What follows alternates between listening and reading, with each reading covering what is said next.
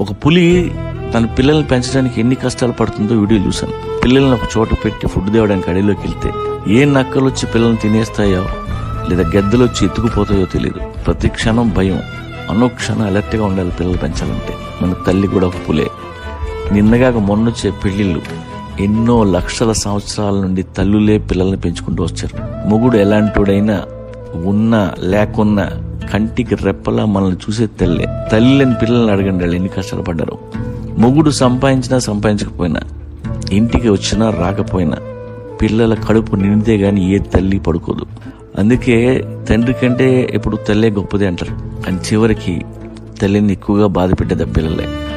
అమ్మ కాళ్ళకి చుట్టేసుకొని అమ్మ కొంగు పట్టుకొని తిరుగుతాం, కానీ వయసు వచ్చాక వేరే కొంగు పట్టుకొని పోతాం. చిన్నప్పుడు అమ్మ ఏం చెప్పినా ఆశ్చర్యంగా వింటాం, పెద్ద అయినాక అమ్మ ఏం చెప్తున్నా చాదస్తంగా ఉంటుంది.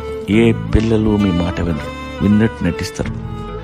అందుకే వృద్ధాప్యంలో ప్రతి తల్లి ఏడుస్తుంది, ఏడవాల్సిందే తప్పదు. అందుకే ప్రతి తల్లికి చెప్తున్నా, వృద్ధాప్యంలో మీ పిల్లల్ని తిండి తప్ప ఏమీ అడగొద్దు. ఆశలు తగ్గించుకోండి, ఆరాటం తగ్గించుకోండి, నవ్వుతూ కనిపించండి, ఆరోగ్యం కాపాడుకోండి, వీలైతే ఒంటరిగా బ్రతకండి.